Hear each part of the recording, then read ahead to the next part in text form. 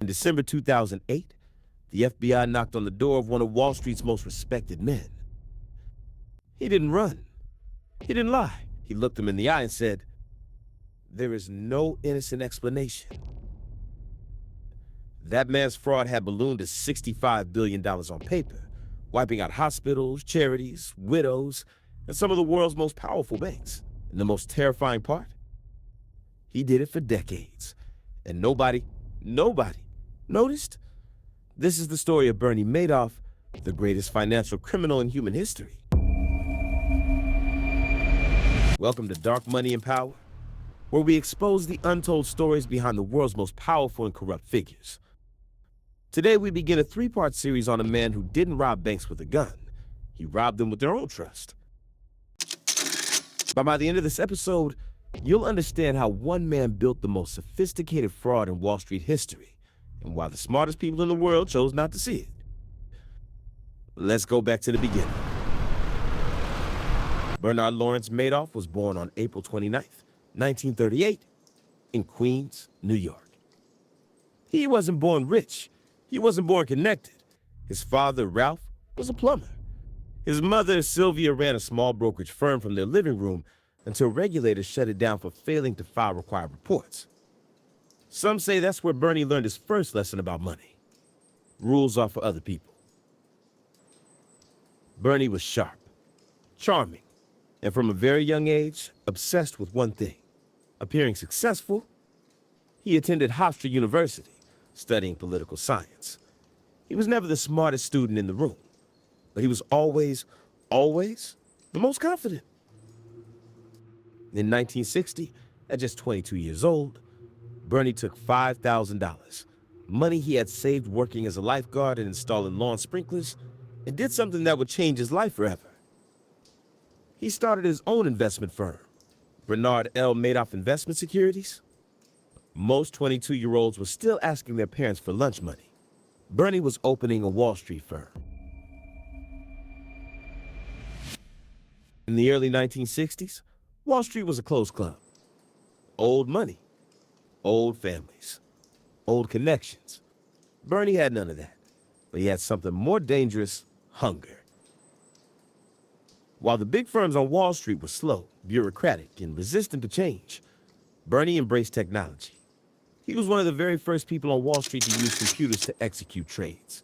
Faster, cheaper, more efficient. His firm helped build what would eventually become the NASDAQ, today the second largest stock exchange in the world. Suddenly, the boy from Queens wasn't just on Wall Street. He was reshaping it.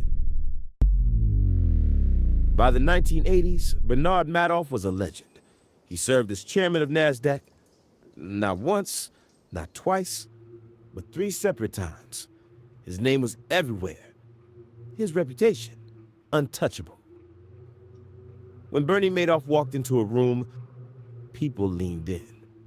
When Bernie Madoff recommended an investment, people wrote checks without asking questions. And that, right there, was the moment the real game began. Bernie's firm had 2 sides. The legitimate side, a real, functioning trading operation on the 19th floor of the Lipstick Building in Manhattan. Hundreds of employees, real trades, real business. But there was another floor, the 17th floor. Almost nobody was allowed inside. Small team of loyal workers, most of whom had been with Bernie for decades, operated in near total secrecy. No computers connected to the outside world. No real trades being made, just paper, printers, and lies. This was the engine room of the largest Ponzi scheme in human history. Here's how it worked. Bernie called his strategy split strike conversion, a complex-sounding name designed to confuse outsiders. In reality, there was no strategy at all. He would take money from new investors and use it to pay returns to existing ones. No actual investments were ever made. No stocks were ever bought. Every monthly statement, every single number, was completely fabricated. His team would look at the market at the end of each month, figure out what a reasonable return would have looked like, and simply print it. Investors received statements showing consistent, steady returns of 10 to 12% every single year, through recessions, through market crashes, through September 11th, rain or shine. Bernie always delivered. And that consistency, that impossible, unnatural consistency, should have been a red flag. But for most people, it was the reason they trusted him more.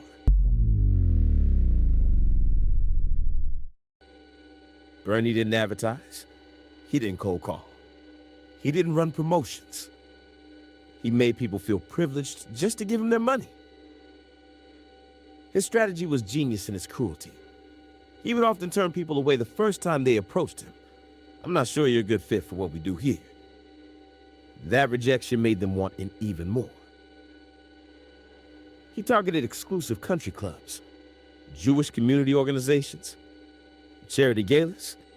He built a web of feeder funds, middlemen who recruited investors on his behalf, taking massive commissions without ever knowing or perhaps choosing not to know what was really happening. And his victims? They weren't just ordinary people. Steven Spielberg's charitable foundation invested. Actor Kevin Bacon and his wife invested. Baseball legend Sandy Koufax invested.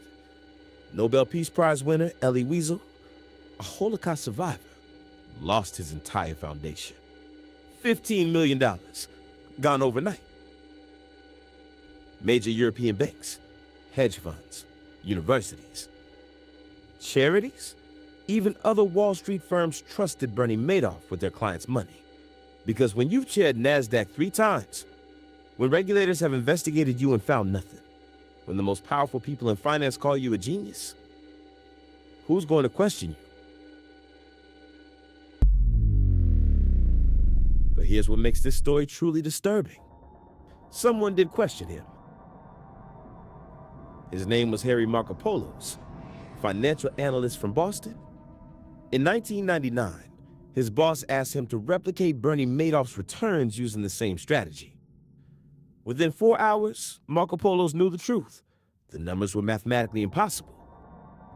For the next 9 years, Markopolos sent detailed reports to the SEC, America's top financial regulator. In 2005, he submitted a 21-page document titled, "The World's Largest Hedge Fund is a Fraud." His conclusion was brutally simple.